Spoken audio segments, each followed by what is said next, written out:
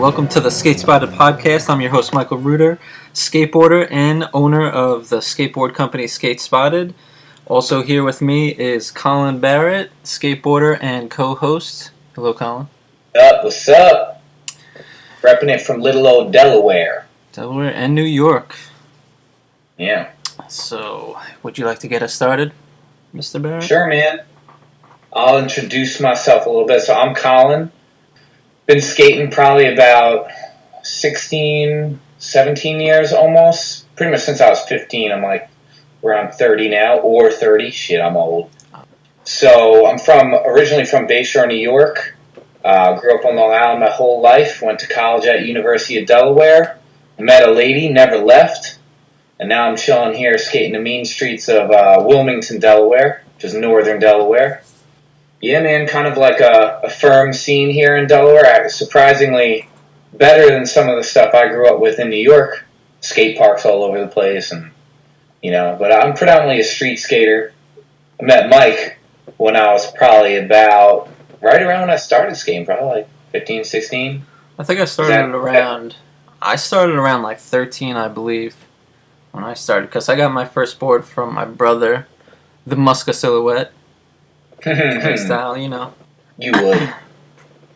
Of course, I'm from Bayshore as well. Around town, skating the little spots. Of course, we didn't have those parks, like you said, unfortunately.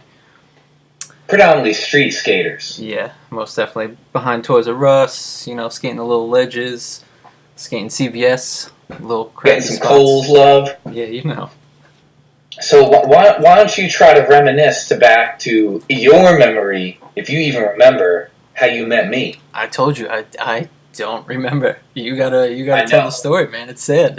I have no memory. Right, this is great then, because I love it when you don't remember things and I do. It's true. So way back when, Mike was talking about Toys R Us. Toys R Us was like one of our go-to spots. There was like a loading dock in the back, kind of like a little ramp, little loading dock, little manual pad. So it kind of had a little bit of everything. And I was back there skating alone, like a weirdo, because I do things like that. Sure. And Mike was there with one other person. And I don't remember who was there first. I might have even came second because I had like a beat-up Subaru station wagon that we used to just pile in and do whatever. Who was I skating with? Do you remember? You were skating with Mike Rosen. Mike Rosen, yeah. So you were hanging out, and I just remember, we were both kind of like doing tricks off the little ledge. It's probably like, I don't know, 4 or 5 decks high. And we were just doing like some kick flips, some 180s, things like that, nollie off, whatever. And I remember both you and I started going for a backside flip at the same exact time. Like, you went for the backside flip, I went for the backside flip. And then, like, we didn't even know each other. We didn't even know each other's names. I don't even think we talked. And we were silently competing for the backside flip. Just trying to snake that trick. Goddamn right. And actually, the funniest part of this story is that I really honestly do not remember who landed the trick first. It was probably me. For your honor and the Skatespotted podcast, you can land it in my memory. But back to reality, somebody landed it, and then immediately the other person landed it. So it was like funny because we were going at it for quite some time. I was like, let's say you landed it, I promptly landed it right after that. We both looked at each other like, all right. Is that really what happened? Really? That's crazy. Yeah, dude. I can't believe that is what happened. So I remember specifically like seeing you around a couple times, but I didn't know you. And you were, yeah, I mean, like, a lot of times, like, I just skated with whatever street urchins were around me, like, just local kids from my neighborhood. Yeah, you're always other side of the mall. You're always attaching yourself to fucking random people and stuff like that. I was skating with, like, Sean Lynch, Billy Brancato, Alex, John. But, I mean, everyone's, getting to the end of high school, like, everyone stopped skating. That's when you and me started skating. That was just it. You and me, like, go out every night, take the Subaru, just cruise around. We found so many Kohl's, spots. Man. I remember a lot of late skates at Kohl's, man. Yeah. Oh, yeah. That was like a legit spot at one point, man. Like, they were like crews going there and decimating that place. Oh, But that's just like the funny memory I have of meeting you, dude. It was hilarious. I just remember at that point we like went trick for trick, so we were like, all right, we should hang. We should just keep doing it. And then that's how it all started, man. That's how it all started. Not bad, not bad. I used to carry the camera around. It's the way to do it. Get some footage. Keeping it ghetto, man. For those of you out here actually listening, Mike has a video of me and him from like, like 8, 10 years of footage? Easy. Like, pretty much watch you and I grow up on camera. It's pretty embarrassing. It's literally like a half hour of footage. Yeah, we might as well like put your mom in there and my mom in there, so it's like that embarrassing, because it's pretty much that embarrassing. We had a couple good things in there. I mean, it was the worst. Oh, dude, I'm not saying the tricks were embarrassing. I'm just saying, like, you look at me and you at 16 is hilarious. Oh yeah, that's pretty funny. Well, there's some real. I got hair, dude. I got hair. I got serious hair. Once upon a time.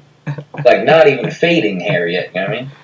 You know, what was like the video part that influenced you? Like, whether you were young or old, like what's the one that got you excited to really go out there? I know there was 2 video parts that definitely stand out in my mind. One of them is 411. It was the intro. I think it was like I don't even remember what 411 it was, but it was Tony Hawk landing the 900. I mean, I'm not a vert skater. I never really got the chance to even skate transition, but just him landing that 900. He goes down and they slow it in slow motion and everyone's just like screaming and everything like that. You just get the chills. It was crazy. Yeah, man, I mean, that was totally out of our world, too. Yeah. Never had ramps. Exactly, yeah. We didn't have the parks around here, so it was something just different, completely different. That seems like something possible. Oh, absolutely. That part and the Mark Johnson part from, what is it, Modus? That part always... His part is just so clean. Everything is so fluid. Like, he doesn't tic-tac at all. He's just, like, clean. It's like he could do one push and just coast. Like a surfer, a snowboarder. It's, like, ridiculous. Yeah, dude. I'm laughing my butt off because, we talked about being off the cuff a little bit. Maybe we should have talked a little bit, because my favorite part is Mark Johnson from Tilt Mode, son. Oh, Tilt Mode. Yeah, that's a good call. That was like my video, man. Like I used to skate with Eric Winberry. I think I skated with a little bit more troublemakers than you at the time, just because I was the tiniest bit older. Yeah. But Eric Winberry gave me this Tilt Mode video on VHS, and I used to watch that thing like all the freaking time. Like, and I just remember that Mark Johnson part, like that's my favorite one. Like, to me, like, you know, skateboarding has always been about like what can you do, but Mark Johnson to me at that point was like how you do it. You know, it was like his style was just so nasty, and just like you said, everything's so clean and buttery, like all day. Everything he does, and he always has like the crazy, how do I even say it? Like, he does these weird arms when he lands, like his arms like flow behind him, almost like he's like wearing a cape. Yeah. And it's just like funny to me, like how he lands everything is just like silky smooth, man. It's incredible, man. The style is just like ridiculous, which brings up like the skaters like coming with their styles these days. It's hard to come out with such a unique perspective on skating when you're skating. You know, you don't know exactly how you look, but the camera picks that up, and that dude is just, like you said, is just butter. And I think like kind of like Andrew Reynolds in a way, where like Andrew Reynolds has like a standard in his head of what it has to be before he'll ever release anything. I don't know if Mark Johnson has that, but I believe he does, because when I watch it, he's either that fucking nice, or he really is concentrating on making that as smooth as can be. Oh, absolutely. You know? So, I mean, given Mark Johnson is one of our mutual faves right here, like, so who's your top 3 skaters then? If that's like one of your favorite parts. Yeah. Who the guys you always thought were the real deal? Yeah, I mean, Mark Johnson, definitely. I mean, back in the day. Right now, one of the skaters that I've been, thinking that's really he's obviously come up like crazy, but his style is pretty ridiculous. Torrey Pudwell, the dude, his tricks are like, his slides and grinds, he's flipping in and out. Plus, the thing about him is his pop, man. That dude can he's grinding up rails that are 4 feet taller than him. It's ridiculous how high that dude could ollie. It's unbelievable. Doesn't even make sense sometimes. No, never does. He's pretty short too. Yeah, that's what you can do with a skateboard. It's impressive. You got the style, man. How about yourself on that one? You got anybody else that comes to mind? Going hard. I mean, going back to Jamie Thomas, man. Just going hard and going fast. Dude's cruising. Yeah, well, going big. Yeah, going big, man. Going down. I remember, I think it was another 4-on-1 video when he lip slided the rail down. I don't know. I think it was a 20 set or something like that. It was just ridiculous. The one that he had on his pro models for a while. Yeah. That was just so ridiculous. But what is it called? The Leap of Faith? Oh yeah, that of course. That was him. Faith. Yeah. I mean, that was to me, it was suicide on a skateboard, man. The dude rolled up. Pretty much just dropped off like a 3-story building. It didn't even make sense. You gotta have balls of steel, man. It's crazy. Yeah, man. You want me to give one, or you want to give your last one? I named that was my 3, man. Mark, Tori, and Jamie. We got a mutual, so I'll start it off with the mutual, man. I've always been a Mark Johnson guy, man. I don't know what it is, man. Maybe I gotta have a lanky, bald brethren or something. You know what I mean? He's just always been that guy, though, just so smooth. And I always felt even regardless of that, there's something about, skateboarders who have style, and there's something about skateboarders who have that ability. But he always seemed to surround himself with the right cast, too. The guys on his teams have always been, eye-openers to me as well. I've always been a big fan of, the Girl and Chocolate team and things like that. And I just feel like Mark Johnson, man, he's a guy. I always wanted my tricks to look like his, man. I'm more of a man of making it work, not finesse. Yeah, absolutely. I hear that. But I say Mark Johnson. Honestly, dude, I gotta go back to Rodney Mullen a little bit, man. Rodney Mullen was one of those guys where I remember, when I first started skateboarding, I heard his name a couple times, and then the internet became a real big thing, and I started looking up more and more about him, and he was just such an inspiration, the idea that he came up with a lot of this stuff rather than he saw someone do it.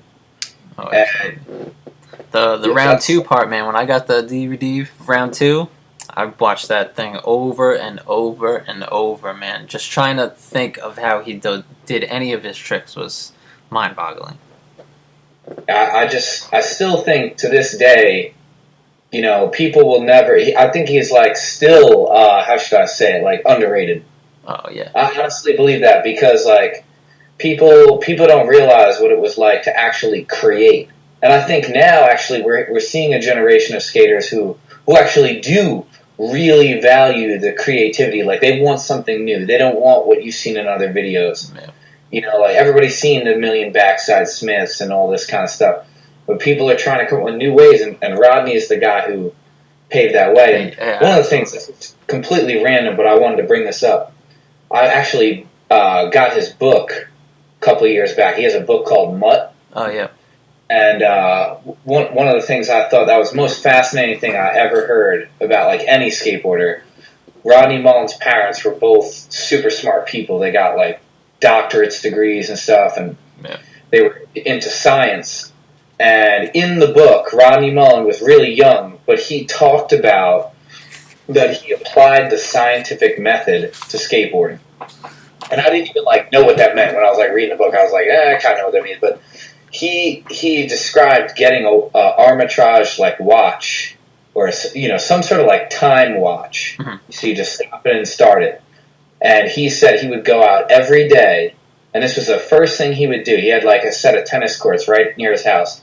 He would time himself for 2 hours, and he would only do one trick for 2 hours. Yeah. And like, I don't know anyone that dedicated probably in my whole life. You know what I mean? Like, to anything. Like the thing that dude, probably started with the heel flip, started with the kick flip, and then all of a sudden at the end of it, this dude's probably doing, like, craziness, like, caballerial flips, and he's just going to try to do them all day. Yeah. It's funny because I used to, when I skated back in the day, I mean, I do it a little bit now, but not as much as I used to. Like, if I went to a park and something, there was a trick that I wanted to get, like, I would do it over and over and over and over until I got it to the point I wanted. Obviously, not to the point of, Mullen, where he's timing himself and stuff like that, but, like, instead of just, like, flowing around doing different things, I always went to the point where it's like, okay, I want to do, a backside flip on this bank, and I would do it over and over until I got it perfect to the way I wanted it. Then I'd move on to another trick that I wanted to do, or a line or something like that. But it's definitely...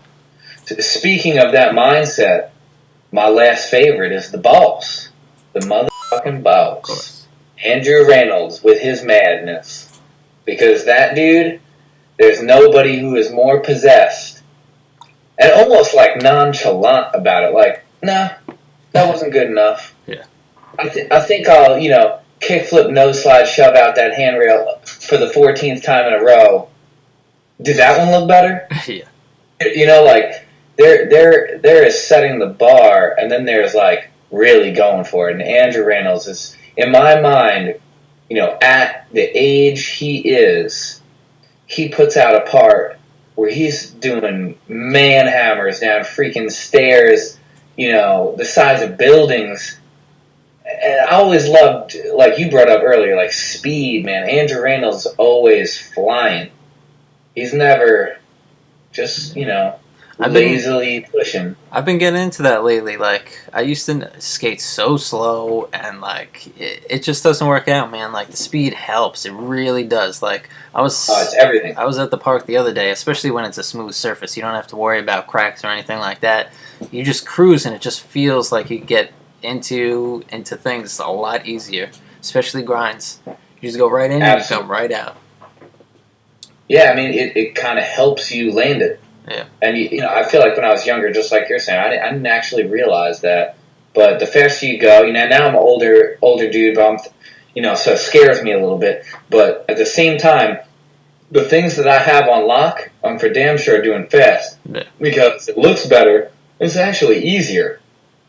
As long as you hit it with enough force. I mean, like, the physics, it makes sense and stuff. But honestly, that really is a thing, Most definitely. I feel like, a buddy of mine described me, he said, man, you got really 90s style at one point.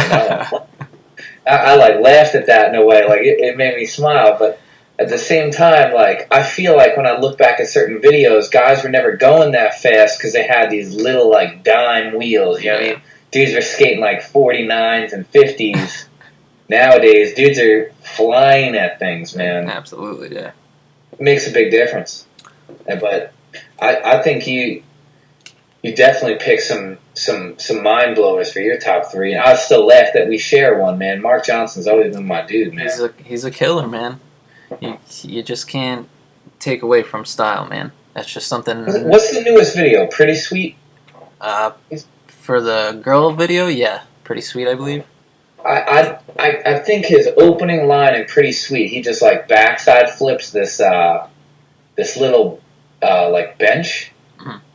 It's the prettiest freaking thing in the world, man. Like, he lands it, like, when he lands a trick, it looks like he's prepping for it. Yeah. Because he's hitting it even at that speed, like, it's just crazy, man. Style is something you can't teach. Like, anybody could be taught how to do a kickflip, but not everybody could be taught how to do it with, the type of look that certain people just have.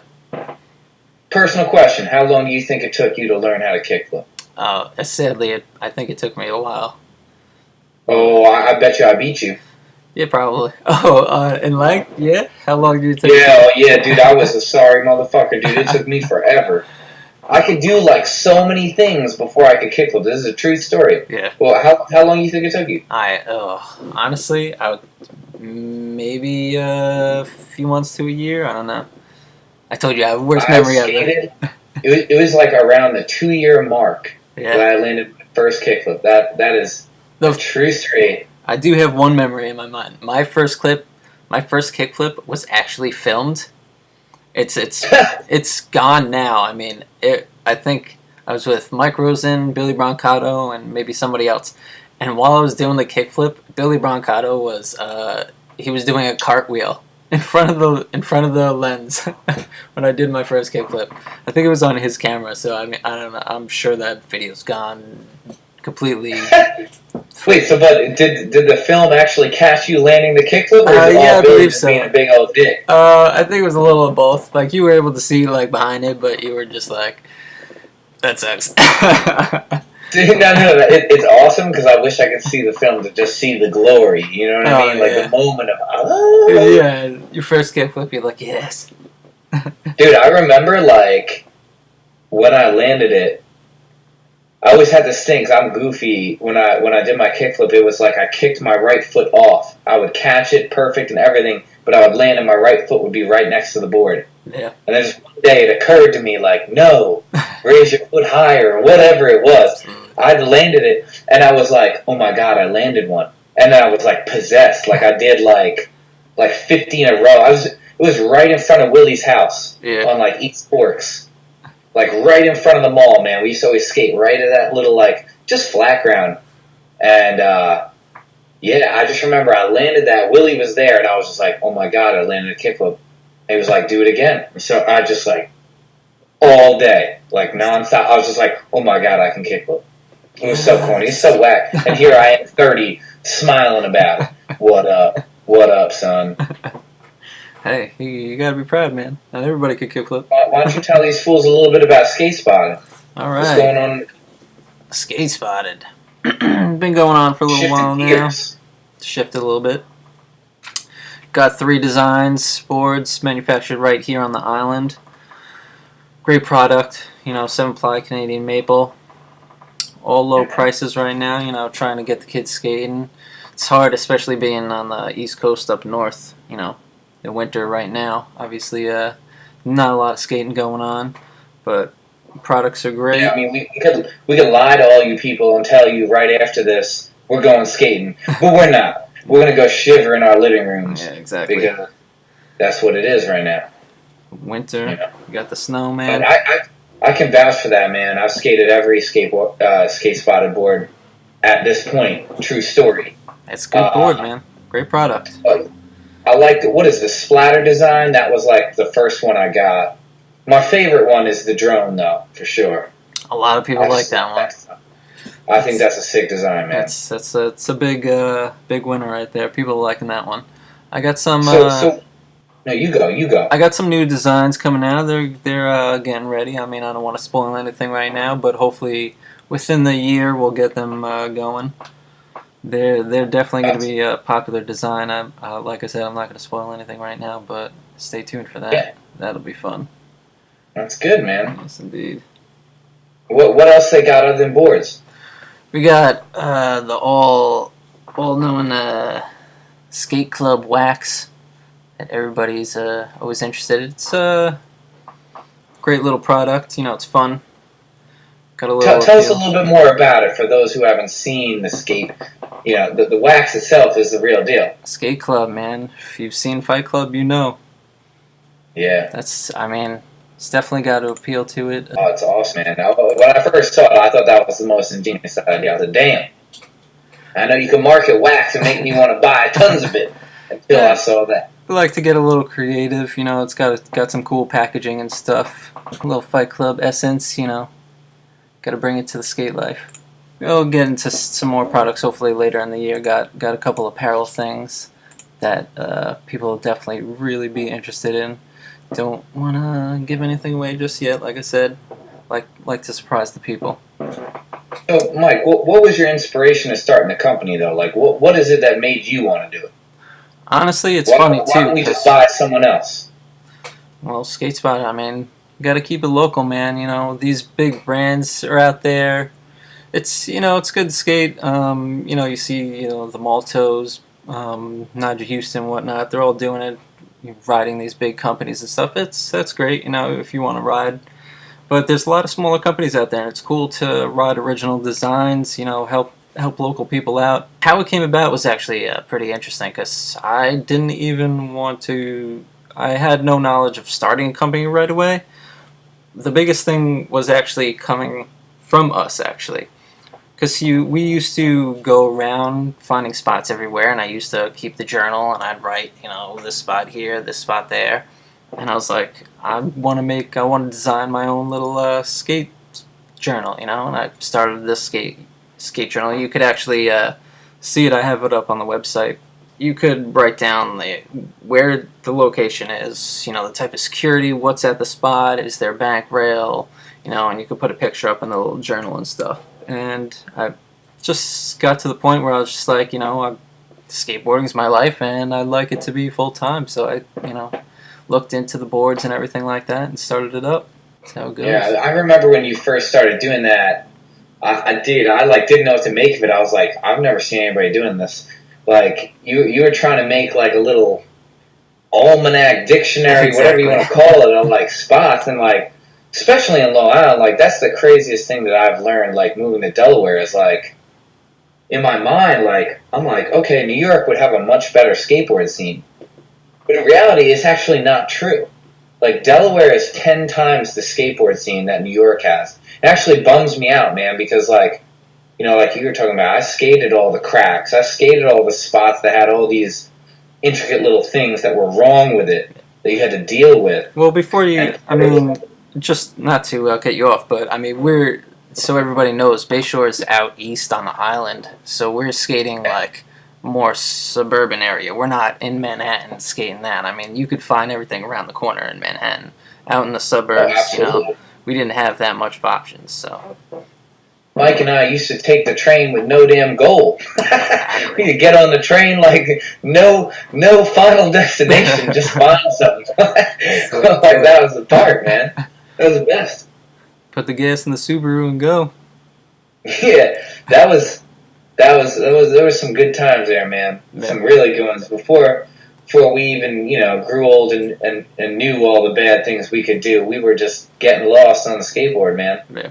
And I think that's like the thing as an older person I still search for, Yeah. And like when I saw you coming up with the idea of like marking down all the spots, and nowadays things have come so far, the internet and whatnot.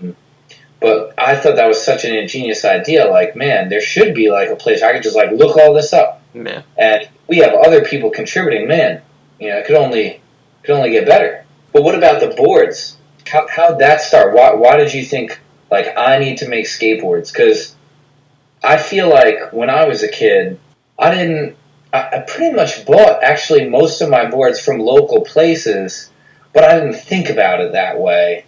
Like, Special Sauce in our area, man, that's like, was like, The funny thing is, of course, I got into skateboarding with my older brother and stuff, and he always brought home, like, blank boards, getting them from the dumpsters and shit like that. And I was always into, designing, graphic design and shit like that. And, with the blank boards, I, draw over the boards. I did, obviously, in recent years, I was doing, I had a couple of senior theses where I made my own. I designed them and had them produced already before I even started the company. So I was just into, the biggest thing for me was, like, I get to see my design on a board. Like, that's every kid's dream, to see their name on a skateboard. You want to be a pro skater, I could, just design it, and there it is. I made that. Dude, you used to send me designs in college, and I would crack up You about remember those, right? I had, like, the to this SpongeBob day, ones. Yo, I still want a Taco Bell board. The fast food. I still want Taco, because everybody knew me as a kid who was like the Taco Bell crack addict. Those came and out you were like, hilarious. You literally threw it out there. I was like, oh shit. Yeah, that was hilarious. I love designing those things. That's one of the greatest parts about owning the skate company is, I could take whatever I want and just throw it on the board, man. Yeah, in case everybody don't even know, Mike's good at it, man. I'm trying to have this dude design a board for my wedding, so it's the real deal. He's got some ideas that he can put in motion. Exactly. So I think that's also a good idea. Fan feedback, like, tell us what you're thinking. not saying it's going to get done, but, ears are open. What do you want to see on the board? Let's hear it. What do I want to see? Like, I always liked, repping where I'm from. In a way, like, especially being from Long Island, New York, if you had a couple that were really just hitting on those themes, like, around here I see some board companies kind of almost emulating, like, sports logos and things like that. And not to say that you should do that, but I think an easily identifiable way to, like, kind of draw that parallel. And, I just think, like, I always, to this day, here I am in little old Delaware, but I make sure everybody knows, from New York. Man. Yeah, I tell people, man. But I think people, one way or another, my dumb will reveal that. But, what do I want to see on a board, man? Like, I used to laugh at some of the silly stuff, man. Like, I remember seeing some DGK boards, like, when that became a thing. Like, some of my favorite designs were just simple stuff, Yeah. I don't know why. I used to love this. I remember aesthetics, and I remember, like, they had a line that were just all airplanes, and it was just mad clean looking. It was just, like, clouds and blue skies and a huge airplane. Yeah. That's the whole board. And true story, this is way back when, throwback to Mr. Rags, 9/11 happened, and two of the boards had the planes that were actually used as weapons. So aesthetics recalled the entire line, not just the ones that were the planes. They recalled the whole thing. Did not know so that. every pro that had their name on any of those went back, and oddly enough, because I worked there, I got them shits like red line and 50% off. So I was like, "What up, son?" Yeah. Hated them shits until they were toothpicks. But I don't know. I always liked the simple stuff. I remember. I don't know. My favorite companies were Alien and Habitat. Yeah, you rocked Habitats a lot. Yeah. No, Habitat was my jam, dude. That was like the one. Like, it was probably Zoo York before all that. Yeah. But Habitat was the one that I always went back to, man. That was my fave. And because I worked at Mr. Eggs, I got a lot of boards cheap. Yeah. And which is kind of unheard of now. I had 50% off everything, which doesn't even make sense. But that's why that company is gone. But yeah, man, like, I was all about Habitats, man. That was my thing. Most definitely. All right, sir. Well, it was fun having you on the show today, co-hosting with me, of course, as always. And we want to tell everyone out there to send us your stories. We want to hear the skate origin stories that you guys have, the board designs that you like. Tell us your favorite skate parts that you watched back in the day or you watch now. Let us hear it. We want to get some feedback. And thanks for listening. Also, check out Skatespotted on Facebook, Twitter, Instagram, and of course, skatespotted.com. Thanks for everybody, and keep listening.